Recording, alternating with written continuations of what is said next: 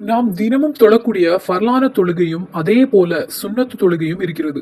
ஃபர்லான தொழுகைகளில் மிக சிறந்த தொழுகை எது என்று உங்களுக்கு தெரியுமா? ஃபர்லான தொழுகைகளில் மிகவும் சிறந்த தொழுகை எது என்று தெரிந்தவங்க இருப்பாங்க, தெரியாதவர்களும் இருப்பார்கள்.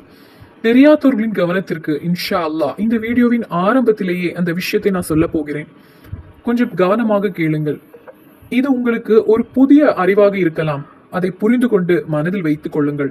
அதே சமயம் பலருக்கும் லுஹா தொழுகை பற்றி நிறைய சந்தேகங்கள் இருக்கின்றன. அந்த எல்லா சந்தேகங்களும் தீரும். லுஹா தொழுகையின் ஏ முதல் இசட் வரை உள்ள அனைத்து விஷயங்களையும் இன்ஷா அல்லாஹ் இந்த சிறிய வீடியோவில் நீங்கள் கேட்கலாம். லுஹா தொழுகையை பலர் தொழுவது கிடையாது. காரணம், அவர்கள் சொல்வது என்னவென்றால், எங்களுக்கு நிறைய ஃபர்லான தொழுகைகள் இருக்கின்றன, ஃபர்ல தொழுகைகள் உள்ளவர்களுக்கு சுன்னத்து தொழுவது ஹராம் அல்லவா, அதனால் நாங்கள் லுகா தொழுவது கிடையாது என்பது. ஆனால் உண்மையிலே ஃபர்ல தொழுகைகள் உள்ளவர்களுக்கும் சுன்னத்து தொழலாம். எப்படி தொழலாம் என்பதை பற்றி இந்த வீடியோல நான் பகிர்ந்து கொள்கிறேன். இனிமேல் ஃபர்லான தொழுகைகள் உள்ளவர்களுக்கும் லுஹா தொழ முடியும். அது எப்படி முடியும் என்பதற்கான முழுமையான விளக்கத்தை இந்த வீடியோல பார்த்த பிறகு தொழ ஆரம்பியுங்கள். இன்ஷா அல்லாஹ் நாம் நேரடியாக வீடியோக்கு செல்வோம். இந்த சுன்னத் லுஹா தொழுகையின் முறைகள், அதன் வடிவம், நெய்யத்து, ரக்காத்து, ஓத வேண்டிய சூறாக்கள் மற்றும் லுஹா தொழுகைக்கு பிறகு ஓத வேண்டிய சிறிய துவா உள்ளது. அந்த துவாவை 7 முறை நீங்கள் ஓதி துவா செய்தால் இன்ஷா அல்லாஹ் உங்களுடைய வாழ்க்கையில் அதிசயங்களை காணலாம். லுஹா தொழுகையை தொழுதால் ஒருவனுக்கு 13 பெரிய நன்மைகள் கிடைக்கும். அவை என்னென்ன நன்மைகள், லுஹா தொழுகையை சார்ந்த அனைத்து விஷயங்களும் அடங்கிய இந்த வீடியோவை முழுமையாக பாருங்கள், மற்றவர்களுக்கும் பகிர்ந்து கொள்ளுங்கள். அஸ்ஸலாமு அலைக்கும் வரஹ்மத்துல்லாஹி வபரகாத்துஹு. பிஸ்மில்லாஹிர் ரஹ்மானிர் ரஹீம். அல்ஹம்துலில்லாஹி ரப்பில் ஆலமீன். அல்லாஹும்ம ஸல்லி வஸல்லிம் அலா ரசூலிக சய்யிதினா முஹம்மதீன் வ அலா ஆலி சய்யிதினா வ மௌலானா முஹம்மத். மிகவும் அன்பு நிறைந்த மூமின்களே, சகோதர சகோதரிகளே, அல்லாஹு தாலா நமது வாழ்க்கையில் உள்ள அனைத்து பிரச்சனைகள், துன்பங்கள், கவலைகள், துக்கங்கள் அனைத்தையும் நீக்கி இம்மையிலும் மறுமையிலும் நமக்கு அமைதியும் சந்தோஷம் வழங்கி நம் அனைவரையும் அருள் புரியட்டும். ஆமீன். பலர் நமது வீடியோக்களை தொடர்ந்து பார்க்கிறாங்க. வெவ்வேறு சேனல் இருக்குது. பலர் துவா செய்ய கேட்டிருக்காங்க.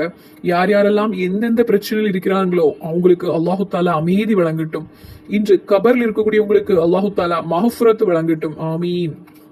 ஹாஜிகளை பற்றி பார்த்தால், அவர்கள் ஹஜ்ஜி முடித்து நம் ஊருக்கு வரும்போது அல்லது ஹஜ்ஜி சென்றவரிடம் கேட்டால் அவர்கள் பல சுன்னத் தொழுகைகளை ஹரமில் தொழுவார்கள்.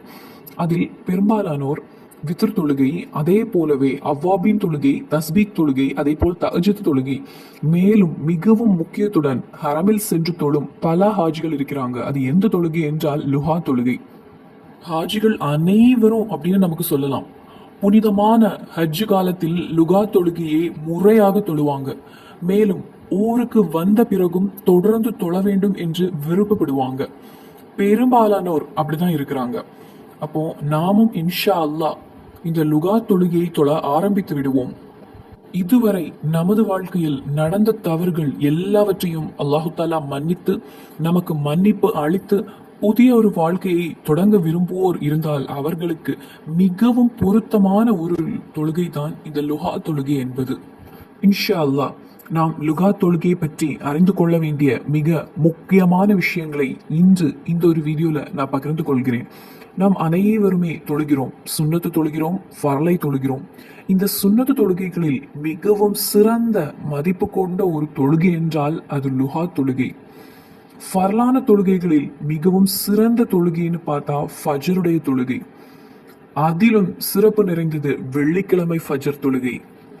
அதே போலவே நாம் சுன்னத்து தொழுகைகளை தொழும்போது அதில் மிகவும் முக்கியமான தொழுகை ஃபரலான தொழுகைக்கு முன்பும் பின்பும் நாம் தொழக்கூடிய தொழுகைகள் ஆகும். அதற்கு பிறகு முக்கியத்துவம் முன்னிலையில் நிற்கக்கூடிய தொழுகைனா அது லுஹா தொழுகை தான். இன்ஷா அல்லாஹ் லுகா தொழக்கூடிய பல உம்மாக்கள் இந்த வீடியோவை பார்க்கிறாங்க. பல வாப்பாக்களும் நமது வீடியோகளை பார்க்கிறாங்க. இன்ஷா அல்லாஹ் அவர்களுக்கு சில நேரங்களில் தொழுகையில் கவனக்குறைவு ஏற்படுகிறது. அந்த விஷயங்களை இன்று நாம் இந்த ஒரு வீடியோல பார்ப்போம். அதை நீங்கள் கவனமாக எடுத்துக்கொள்ள வேண்டும். லுகா தொழுகையின் முழு நன்மை கிடைக்க வேண்டுமெனில் நான் சொல்லக்கூடிய விஷயங்களை கவனமாக பின்பற்ற வேண்டும். இன்ஷா அல்லாஹ் அதை மிகவும் எளிதாக இந்த வீடியோல நான் பகிர்ந்து கொள்கிறேன். லுஹாவுடைய நேரத்தில் தொழக்கூடிய தொழுகை என்பதால் தான் இந்த தொழுகைக்கு லுஹா தொழுகை என்று பெயர் வந்தது. இனி லுஹா நேரம் என்றால் என்ன? லுஹா என்று சொல்லக்கூடிய நேரம் காலை நேரம்.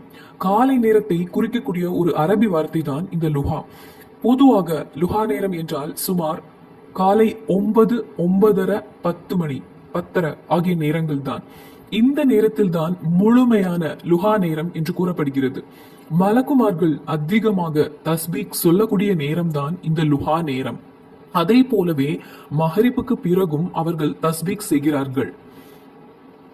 அதனாலேயே மலக்குமார்கள் அதிகமாக தஸ்பீக் சொல்லக்கூடிய இந்த ஒரு லுஹா நேரத்தில் ஒரு மனிதன் லுஹா தொழுது அதன் பிறகு அல்லாஹு தாலாவிடத்தில் துவா செய்தால் அவன் தொழுகையும் அவன் துவாவும் அல்லாஹு தாலா நிச்சயமாக ஏற்றுக்கொள்வான்.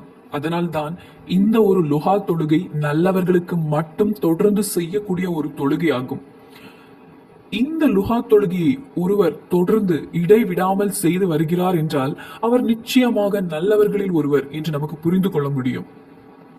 இப்போ இந்த வீடியோவை பார்த்து கொண்டிருக்கக்கூடியவர்களில் யாராவது தினமும் லுஹா தொழுகிறவர்கள் இருந்தால் அவர்கள் சாலிஹீன் நல்லவர்களில் சேர்ந்தவர்கள் ஆகிறார்கள். லுஹா தொழுகைக்கு எண்ணற்ற நன்மைகள் உள்ளன. எண்ணி எண்ணி முடிக்க முடியாத அளவுக்கு நன்மைகள் இருக்கின்றன. அவற்றில் முக்கியமாக 13 நன்மைகள் இருக்கிறது. அவற்றை ஒன்றொன்றாக நம்ம பார்ப்போம். முதல் நன்மை என்னவென்றால் நமது பாவங்கள் மன்னிக்கப்படும். ஹஜ் முடித்து வரும் ஹாஜிகள் தங்களுடைய பாவங்களை சுத்தமாக்கி வருவாங்க. அதே போலவே நாமும் லுஹா தொழுகையை தொழுது நம்மையும் சுத்தமாக்கி கொள்ள வேண்டும். அல்லாஹு தாலா நமக்கு அதற்கு தௌஃபீக் வழங்கட்டும். நாம் எல்லாருமே இனிமேல் லுஹா தொழுகையை தொடர்ந்து செய்ய அல்லாஹு தாலா நமக்கு அருள் புரியட்டும். ஆமீன். இரண்டாவது நன்மை என்னவென்றால் நல்லவர்களில் சேர்ந்தவராகி விடுவார்கள். இந்த லுஹா தொழுகை என்பது எல்லாராலையும் செய்ய முடியாது. ஒரு நாள் அல்லது 2 நாள் செய்வார்கள். அதன் பிறகு மறந்து விடுவார்கள், அல்லனா சோம்பல் வரும். ஆனால் தொடர்ந்து செய்யக்கூடியவர்கள் தான் உண்மையான நல்லவர்களாக சாலிகின் கூட்டத்தில் ஆகி விடுவார்கள். ஆகவே லுஹா தொழுகை நல்லவர்களின் அடையாளம். மூன்றாவது நன்மை என்னவென்றால் நமது உடலில் 360 ஜாயின்ஸ் இருக்கிறது. ஒவ்வொரு ஜாயிண்ட்டுக்கும் ஒவ்வொரு மூட்டுக்கும் ஒரு சதக்கா செய்ய வேண்டும். ஆனால் அதை தினமும் செய்ய முடியாது. அதற்கு பதிலாக லுஹா தொழுகை செய்தால் 360 சதக்கா செய்ததற்கான சமமான பலன் நமக்கு கிடைக்கிறது. நான்காவது நன்மை என்னவென்றால் நமது ஆசைகள் நிறைவேறும். நமது மனதில் உள்ள நல்ல ஹலாலான ஆசைகள் அனைத்தையும் அல்லாஹு தாலா நிறைவேற்றி தருவான். அதற்கு ஒரு வழியாக தான் இந்த தொழுகை இருக்கிறது. ஐந்தாவது நன்மை என்னவென்றால் ஒரு முழுமையான உம்ரா செய்ததற்கான நன்மை நமக்கு கிடைக்கிறது. இந்த லுஹா தொழுகையை தொழுகின்றவர்களுக்கு ஒரு முழுமையான உம்ரா செய்ததற்கு கிடைக்கக்கூடிய அந்த கூலியை இறைவன் அவர்களுக்கும் வழங்குகின்றான். இனி ஆறாவது நன்மை என்னவென்றால் மனதில் பல பிரச்சனைகள் இருக்கின்றன. டென்ஷன் இருக்கிறது, டிப்ரெஷன் இருக்கிறது, அடிக்ஷன் உள்ளது. எப்போதும் மொபைல் பார்த்து கொண்டே இருக்க வேண்டும் போல தோன்றுகிறது, அல்லது புகைப்பிடிக்கும் பழக்கம் உள்ளது, அல்லது அதிகமாக இனிப்பு சாப்பிட வேண்டும்ங்கிற பழக்கம் உள்ளது. இப்படி எதையாவது விட்டுவிட முடியாமல் இருப்பது, அதையே அடிமையாகி இருப்பதுதான் அடிக்ஷன் என்று கூறப்படுகிறது. இந்த மாதிரி பழக்கங்கள், சோம்பல், மனக்குழப்பம் இவைகள் அனைத்தும் நீங்க மன அமைதி கிடைக்க லுஹா தொழுகை மிகவும் உதவியாக இருக்கும். அதோடு இந்த தொழுகைக்கு பிறகு ஓதக்கூடிய ஒரு துவாவும் நமக்கு உதவுகிறது. ஏழாவது நன்மை என்னவென்றால் நரகத்திலிருந்து விடுபட உதவுகிறது. இது ஒரு பாதுகாப்பு வழியாக இருக்கிறது. எட்டாவது நன்மை என்னவென்றால் கவனம் இல்லாமல் இருக்கக்கூடியவங்க, படிப்பில் கவனம் கிடைக்காதவர்கள், வேலையில் கவனம் இல்லாதவர்கள் இந்த லுஹா தொழுகையை தொடர்ந்து செய்தால் அந்த பிரச்சனைகள் குறையும், கவனம் என்பது அதிகரிக்கும். ஒன்பதாவது நன்மை என்னவென்றால் சொர்க்கத்திற்கு 8 வாசல்கள் உள்ளன. அதில் ஒரு வாசல் லுஹா தொழுகையை தொடர்ந்து செய்பவர்களுக்காக அல்லாஹு தாலா திறந்து வைப்பான். அல்லாஹு தாலா நமக்கும் அந்த வாசல் மூலம் சொர்க்கம் செல்ல இறைவன் நமக்கு தௌஃபீக் அளிக்கட்டும். இனி 10வது நன்மை என்னவென்றால் உடலில் உள்ள வலி, மன அழுத்தம், நோய்கள் இவை அனைத்தும் குறைய உதவுகிறது. லுஹா தொழுகையும் அதற்கு பிறகும் ஓதக்கூடிய துவாவும் இதற்கு காரணமாக இருக்கிறது. 11வது நன்மை என்னவென்றால் வாழ்க்கையில் நல்ல செய்திகள் கிடைக்க இந்த ஒரு தொழுகையை தொடர்ந்து நாம் தொழ வேண்டும். 12வது நன்மை என்னவென்றால் நாம் முன்பு கூறியது போல 360 ஜாயின்ஸ் இருக்கிறது. ஒவ்வொரு ஜாயிண்ட்டுக்கும் ஒரு சதக்கா செய்ய வேண்டும். ஆனால் தினமும் நம்மால் அதை செய்ய முடியாது. அதனால் லுஹா தொழுகை செய்தால் அந்த சதக்காவின் பலன் நமக்கு கிடைக்கிறது. 13வது நன்மை என்னவென்றால் கபர், நரகம், மறுமை தண்டனைகள் இவற்றிலிருந்து அல்லாஹு தாலா நமக்கு பாதுகாவல் தருகின்றான். அதனால இத்தனை நேரம் நான் கூறியது லுகாத் தொழுகையை தொழுகின்றவர்களுக்கு கிடைக்கும் நன்மைகள் பற்றியது. இந்த நன்மைகளை கேட்ட பிறகாவது நாம் இந்த தொழுகையை ஆரம்பிக்க வேண்டும். நாம் செய்யக்கூடிய ஒரு செயலுக்கு இவ்வளவு பெரிய நன்மைகள் உள்ளன அப்படின்னு நம்ம இப்ப புரிந்து விட்டோம். இனி நாம் மற்ற விஷயங்களுக்கு செல்லலாம். முதலில் இந்த தொழுகையை எப்போது தொழ வேண்டும், அதாவது இதனுடைய நேரம் என்ன? சூரியன் உதித்த பிறகு சுமார் 20 நிமிடங்கள் கழித்துதான் இந்த தொழுகையை நாம் தொழ ஆரம்பிக்க வேண்டும். உதாரணமாக இப்ப சூரியன் உதயம் 6 மணி என்றால் 6:20 அல்லது 6:25 மணிக்கு பிறகுதான் இந்த தொழுகையின் நேரம் ஆரம்பமாகிறது. அதன் பிறகு நாம் தொழலாம். இந்த தொழுகையின் நேரம் எப்போது வரை இருக்கும் அப்படின்னு கேட்டா, லொஹர் தொழுகைக்கு முன் வரை இந்த தொழுகையை நாம் செய்யலாம். அதாவது காலை முழுவதும் இந்த நேரம் இருக்கும். இதில் மிகவும் சிறந்த நேரம் என்னவென்றால், நான் முதல்ல சொன்னது போல காலை 9 மணி 9:30க்கு 10 மணி 10:30 மணி ஆகிய நேரங்கள். இந்த நேரம்தான் மிக சிறந்த நேரமாகும். இந்த லுஹா தொழுகை ஜமாத்தாக தொழ வேண்டிய தொழுகை கிடையாது, தனியாக தொழ வேண்டிய தொழுகை. ஆணாக இருந்தால் பெண்ணாக இருந்தாலும் சரி, தனியாக தொழுவதுதான் இதற்கு சிறந்தது. இந்த தொழுகைக்கு முன் பாங்கு அல்லது இக்காமத்து சொல்ல வேண்டிய அவசியம் கிடையாது. நெய்யத்து வைத்து நேராக நாம் தொழ ஆரம்பித்தால் போதும். இந்த தொழுகையின் ரக்காத்து அப்படின்னு பார்த்தா அதிகபட்சம் 12 ரக்காத்து தொழலாம். பொதுவாக 8 ரக்காத் நடுநிலை, குறைந்தது 2 ரக்காத் தொழலாம். அதாவது 2, 4, 6, 8, 10, 12 அப்படின்னு தொழலாம். இதில் உங்களுக்கு எது சுலபமோ அதை தேர்வு செய்து தொழலாம். 2 ரக்காத் மட்டுமே தொழ முடிந்தாலும் அது தாராளமாகும். அந்த 2 ரக்காத்தையும் தினமும் தொடர்ந்து தொழுவதுதான் முக்கியம். சிலர் 4 ரக்காத் தொழுவார்கள், சிலர் 8 ரக்காத் தொழுவாங்க. எப்படி தொழுதாலும் பிரச்சனை கிடையாது. ஆனா 2, 4, 6, 8, 10, 12 எந்த எண்ணிக்கையிலும் நாம் தொழலாம். ஒருவர் 4 ரக்காத் தொழ விரும்பினால் முதலில் 2 ரக்காத் தொழுது சலாம் கொடுத்த பிறகு மீண்டும் நெய்யத்து வைத்து மேலும் 2 ரக்காத் தொழ வேண்டும். ஒரே தடவையா 4 ரக்காத்தை தொழக்கூடாது. ஆண்களுக்கு இந்த தொழுகை பள்ளி வாசல்ல தொழுவது சிறந்தது. வீட்டில் தொழுதாலும் சரி, ஆனால் பள்ளி வாசல் என்பது சிறந்தது. பெண்களுக்கு வீட்டில் தொழுவது சிறந்தது. இப்போது இந்த தொழுகையின் நெய்யத்து என்ன என்பதை பார்ப்போம். இந்த தொழுகையின் நெய்யத்து என்னவென்றால், உசல்லி சுன்னத்து லுகா ரகைத்தனி முதவஜ்ஜிஅன் இலல் கிபிலத்தி அதாலில்லாஹி தஆலா என்று நெய்யத்து வைக்க வேண்டும். இதனுடைய அர்த்தம் என்னவென்றால், நான் 2 ரக்காத் லுஹா சுன்னத்து தொழுகையை அல்லாஹு தாலாவுக்கு வேண்டி கிபிலாவை நோக்கி தொழுகிறேன் என்பதாகும். இந்த நெய்யத்து வைத்து அல்லாஹு அக்பர் என்று சொல்லி கைகளை கட்டி தொழுகையை ஆரம்பிக்க வேண்டும். அதன் பிறகு வஜ்ஜஹத்து ஓத வேண்டும். அதன் பிறகு சூரத்துல் ஃபாத்திஹா ஓத வேண்டும். அதன் பிறகு முதல் ரக்காத்தில் சிறந்த முறையாக சூரத்துல் ஷம்ஸ் ஓதுவது நல்லது. அந்த சூரா தெரிந்தவர்கள் அதை ஓதலாம். அதன் பிறகு சூரத்துல் காஃபிரூன் ஓதுவது நல்லது. ஏனெனில் ஹதீசுகள்ல 2 முறைகள் கூறப்பட்டுள்ளது. சில ஹதீசுகள்ல சூரா ஷம்ஸும் சில ஹதீசுகள்ல சூரா காஃபிரும் கூறப்பட்டுள்ளது. அதனால 2ஐயுமே ஓதலாம். அதன் பிறகு ருக்கு செய்ய வேண்டும். அதன் பிறகு சுஜூது செய்ய வேண்டும். இவ்வாறு முதல் ரக்காத்தை முடிக்க வேண்டும். அதன் பிறகு 2வது ரக்காத்தில் மீண்டும் ஃபாத்திஹா சூரா ஓத வேண்டும். அதன் பிறகு சூரத்துல் லுஹா ஓதுவது சிறந்தது. அதே போலவே சூரத்துல் இக்லாஸும் ஓதலாம். ஏனெனில் இந்த 2 சூறாக்களும் லுஹா நேரம் பற்றிய குறிப்புகள் ஆகும். இனி உங்களுக்கு இந்த சூறாக்கள் தெரியாவிட்டால் உங்களுக்கு எந்த சூறா தெரியுமோ அதை ஓதலாம். எந்த சூறாவும் தெரியாவிட்டால் பிஸ்மில்லாஹிர் ரஹ்மானிர் ரஹீம் என்று சொன்னாலும் போதும். அதன் பிறகு ருக்கு, இர்திகால், சுஜூது, 2 சுஜூது செய்து அத்தஹியாத்து உட்கார்ந்து அத்தஹியாத்து, சலவாத்து, துவா அனைத்தையும் ஓதி எப்பொழுதும் தொழுவது போல சலாம் கொடுத்த பிறகு தொழுகையை முடிக்க வேண்டும். இதுவே 2வது ரக்காத்து. மேலும் நீங்க தொழ விரும்பினால் இதே முறையில் மீண்டும் 2 ரக்காத் அப்படின்னு தொடரலாம். இப்போது இந்த லுகா தொழுகையை தொழுது முடித்த பிறகு ஒரு துவா ஓதுவது மிகவும் சிறந்ததாகும். ஒருவர் இந்த துவாவை ஓதினால், லுகாத் தொழுகைக்கு பிறகு அவன் ஓதினால், அந்த துவாவை எத்தனை முறை ஓத வேண்டும் என்றால் 17 முறை ஓத வேண்டும். ஒரு மனிதன் அந்த துவாவை 17 முறை தொடர்ந்து ஓதினால், அந்த திக்ரை அவன் சொல்லிக்கொண்டே இருந்தால், அதன் பிறகு அவன் துவா செய்தால், நாம் முன்பு கூறிய 13 நன்மைகளும் அந்த 13 பிரதிபலங்களும் அல்லாஹு தாலா அந்த அடியானுக்கு வழங்குவான். அவனுடைய கஷ்டங்கள், அவனுடைய பிரச்சனைகள், அவனுடைய துன்பங்கள் அனைத்தையும் அல்லாஹு தாலா நீக்கி தருவான். அவனுடைய ஹலாலான ஆசைகள் அனைத்தும் நிறைவேறி கிடைக்கும். அவனுடைய வாழ்க்கையில் உள்ள சிக்கல்கள், பிரச்சனைகள், சிக்கலான நிலைகள், தவறான குற்றச்சாட்டுகள் அனைத்தையும் அல்லாஹு தாலா நீக்கி கொடுப்பான் இன்ஷா அல்லாஹ். இந்த ஒரு துவாவுக்கும் இந்த தொழுகைக்கும் அவ்வளவு பெரிய சிறப்புள்ளது. அதனாலேயே இந்த லுகாத் தொழுகைக்கு பிறகு இந்த துவாவை மறக்காமல் நாம் ஓத வேண்டும். இனி அந்த துவாவை உங்களுக்கு ஸ்கிரீன்ல பார்க்கலாம். ரப்பி உஃபுர்லி வர்ஹம்னி வதூபு அலைய இன்னக அந்த தவ்வாபுர் ரஹீம். ரப்பி உஃபுர்லி வர்ஹம்னி வதூபு அலைய இன்னக அந்த தவ்வாபுர் ரஹீம்.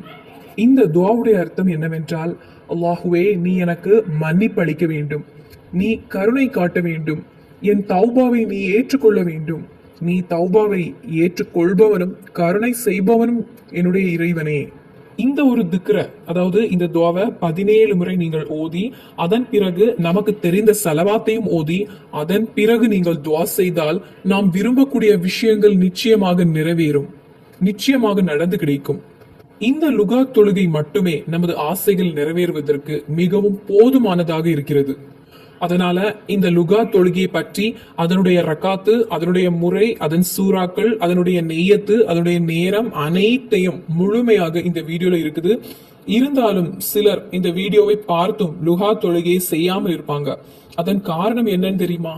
என்ன காரணம்னு கேட்டா அவங்க சொல்லக்கூடிய ஒரு விஷயம், எங்களுக்கு நிறைய ஃபர்லான தொழுகைகள் இருக்கின்றன, அதனால் எங்களுக்கு இந்த லுகாத் தொழுகையை தொழ முடியாது.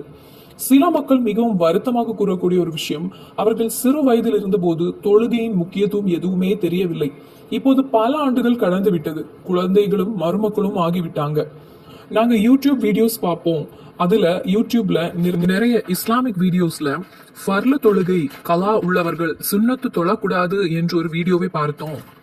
அதனால நாங்க சுன்னத்து தொழுவது கிடையாது அப்படின்னு. அப்படி நம்ம பயப்பட வேண்டிய எந்த விஷயமும் கிடையாது.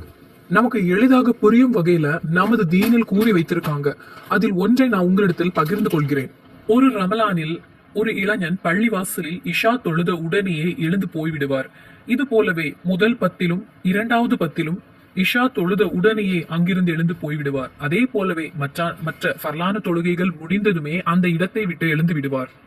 அந்த இளைஞன் சுன்னத்து தொழுவது கிடையாது, அதாவது தராவி தொழுவது கிடையாது. அதன் பிறகு இந்த ஃபர்லு தொழுகைக்கு முன்பும் பின்பும் உள்ள தொழுகைகளையும் ஒன்றுமே தொழுவது கிடையாது. வித்ர் தொழுகை இல்லை, தஹஜ்ஜுத் போன்ற எந்த சுன்னத்து தொழுகையும் தொழுவது கிடையாது. ஃபர்லை மட்டும் தொழுத உடனே அந்த இடத்தை விட்டு அந்த இளைஞன் போய்விடுவார். அப்போது கேட்டாங்க, என்ன இது, நீங்கள் தராவி கூட தொழவில்லையே என்று. அதற்கு அந்த இளைஞன் சொன்ன பதில், இப்போது பல வீடியோக்களை நாங்கள் பார்க்கிறோம். ஃபர்லு தொழுகைகள் கலா உள்ளவர்கள் சுன்னத்து தொழக்கூடாது, அது ஹராம்.